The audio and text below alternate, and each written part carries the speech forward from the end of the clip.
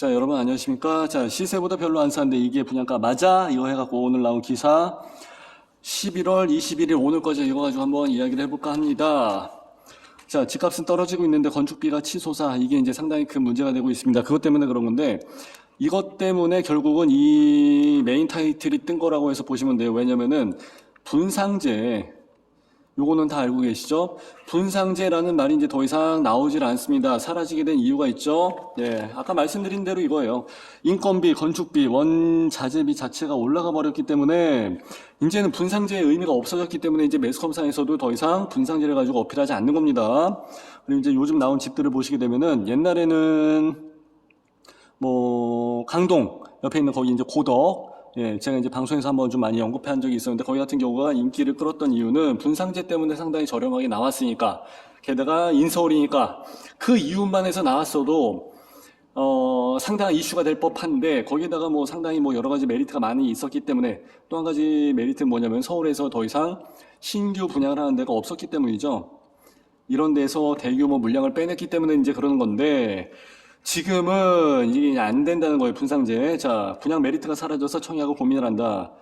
둔촌, 주공 등 주변 아파트 값이 주변 아파트 값에 육박을 한다. 이제 이렇게 해서 보시면 돼요. 그래서 당첨 후 계약을 포기할 수도. 이제 요거는 전략적인 완전 미스가 되는 거고요. 청약을 넣을 때는요, 당첨이 된다는 가정하에서 1층에 걸리는 재수가 없게 되는 한이 있더라도 무조건 요걸 무조건 그냥 입주를 하고 계약을 친다라는 생각까지는 청약을 그렇게 계산을 하시고 청약을 하는 게 맞아요. 자, 한번 읽어볼게요. 자, 여기에 대해서 이제 고민을 하는 이유는 분양가가 비싸다는 생각이 들어서다. 아까 말씀드린 거랑 궤를 같이 하는 부분이고, 자, 인근에 고덕강동 있죠? 아까 말씀드린데, 그리고 이제 송파구 입주한 지 얼마 안 됐는데, 여기랑 시세를 비교해봐도 분양가 자체가 매력적이지 않다니까, 시세만큼 받고, 얼마 금액의 차이가 나지 않기 때문에, 아리까리하다. 이제 그 메리트가 좀 많이 빠졌다. 이제 그렇게 해서 보시면 돼요. 자, 쭉 내려가서 보시게 되면은, 여기에서, 최대 감신사는 아무래도 이제 둔주, 올림픽 파크 포레온에서 이제 나와 있는데 여기에 대한 금액이 결정이 됐기 때문에 그래요. 자, 근데 여기 같은 경우가 지금 84 타입으로 해갖고 12억, 13억 정도에서 나온다 이 얘기인데 이제 12억, 좀 안 넘어가기를 바랬던 부분도 없잖아. 있긴 있어요. 그래갖고 뭐 예를 들어서 이제 인기가 없는 84B라든지 인기가 없다고 뭐 건설비가 뭐 적게 들어가거나 이제 그런 건 아닌데 저층으로 봐야죠. 저층. 1층, 2층, 3층 이런 쪽으로 해서 보게 되면은 분양가가 상당히 저렴한데 상대적으로 이제 요것도 피하지를 못하고 다 12억 이상으로 나오게 되는 거 아니냐 이제 이런 식으로 해서 이야기가 되고 있기 때문에 조금 아쉬운 부분이고 여기에 발코니 확장까지 하게 되면은 14억을 넘길 수 있다 이렇게 해서 나온 거죠. 이 금액이 뭐 발코니 확장을 했다고 해서 12억짜리가 14억이 된다 그러면 유상 옵션만 2억이 들어갔다는 얘기인데 이건 너무 많이 갖다 붙인 것 같고 근데 이제 중요한 것은 곰곰은 확인을 해봐야 되는 거고 자 고덕 그라시움 같은 경우는 이제 여기도 분양을 할 때 제가 현장에 있었거든요. 그때 당시에는 당연히 이 금액이 아니었었죠. 근데 지금은 13억 9천, 14억 갑니다. 그리고 시티오시티, 아니, 저희 헬리오시티, 요것도 역시 그때 물량이 많이 나왔던 관계로 조금 어려운 부분도 없잖아 있었죠. 그리고 입주할 때도 조금 한번 출렁거림 현상이 있었습니다. 금액이 한번 쑥 내려갔다 다시 빠져서 올라가는 그런 케이스를 이야기하는데 여기는 지금 17억, 18억 갑니다. 근데 불과 3, 4억 차이가 납니다 라고 해서 이야기했는데 이것은 절대적인 금액으로 따져도 3, 4억이면 적은 금액이 아니에요. 그리고 프로테이지 비율로 따져도 역시 적은 금액은 아닙니다. 그러니까 최대한 금액을 좀 많이 낮게 하려고 하기는 한 거예요. 정부 입장에선. 그리고 조합원 입장에선 최대한 많이 반영을 하려고 했는데 그게 여러 번 빠꾸 맞고 하면서 이제 그게 잘 안 됐던 것 같습니다. 그래서 시세 차익을 기대할 수 있느냐? 일단 이 정도의 갭 차이가 있는데 이 금액이 작은 금액이 아니니까. 근데 이제 문제는 계속해서 아파트 가격이 하락을 하고 있기 때문에 더 내려갈 수도 있지 않을까? 그러면은 이 가격이랑 분양하는 가격이랑 시세랑 이제 똔똔이 돼버리면서, 예. 청약에 대한 메리트가 사라지는 거 아니냐 하실 수도 있는데 그거는 어떻게 보면 투자자 입장에서의 이야기고 일단은 기본적으로 내 집 마련에 대한 그 메리트를 생각한다면 저는 충분히 가격적인 부분에서도 메리트가 있다고 생각합니다. 자, 주변의 시세 한번 잠깐 볼게요. 주변이라고 해서 본다는 게 이제 강북이긴 하지만은 리버센, 이거 요번에 나왔죠? 요거는 이제 나올 거예요. 근데 이제 9억대 초중반에서 나와 있고, 주변에 사가정 센츄럴 아이파크, 요건 이제 우리 집 옆에 있는 건데, 11억 갑니다.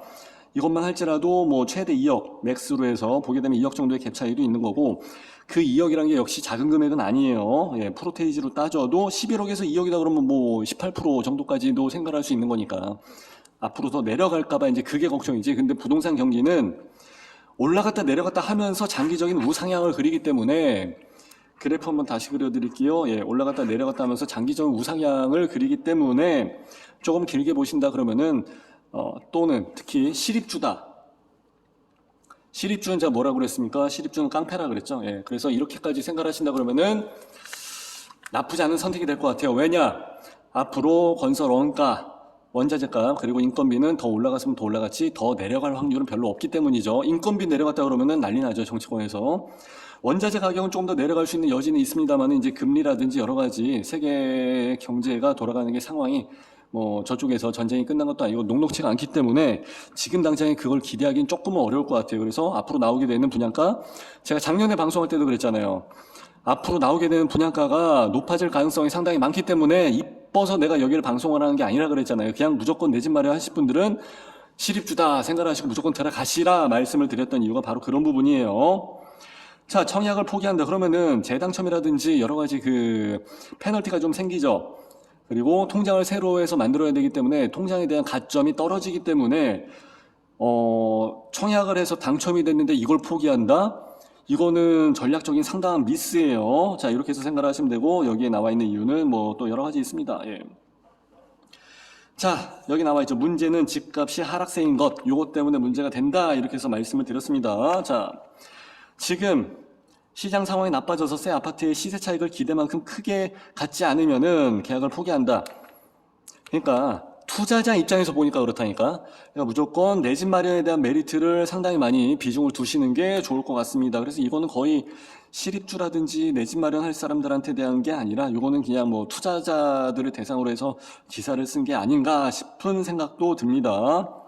지금 그 물량이란 건 그래요. 원래 우르르 미분양이 쌓였다가 또 경기 좋으면 더 싹 다 나가고 없어지고 또 그럽니다. 평택도 그랬고 대도시도 그랬고 항상 그래 왔어요. 전국 어디 가나. 그렇기 때문에 그때 가서 경기가 좋으니까 그때 가서 아파트를 구한다? 그러면은 지금 당장에 나와 있는 아파트보다는 당연히 분양가가 올라가 있을 가능성이 상당히 큽니다.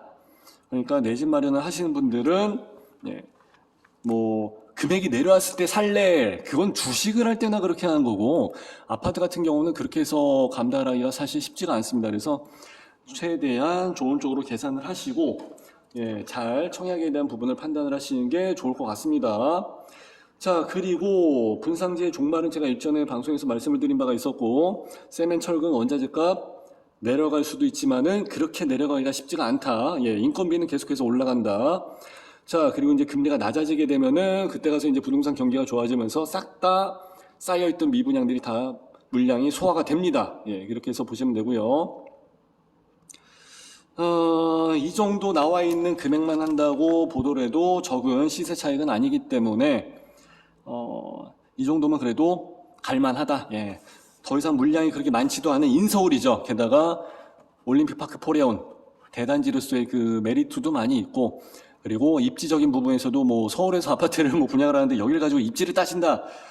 그런 문제 아니죠. 무조건 그냥 고고죠, 고고. 그러니까 잘 한번 생각해 보시고 청약에 대한 환경 잘 맞춰서 전략적인 선택을 하시는 게 좋을 것 같습니다. 자, 이렇게 해서 마무리하고요. 좋아요, 구독, 알람 꼭 좀 부탁을 드립니다. 좋아요 마크 아시죠 이거? 이렇게 따봉 마크 잘 좀 부탁을 드리겠습니다. 자, 그럼 여기서 빠이빠이.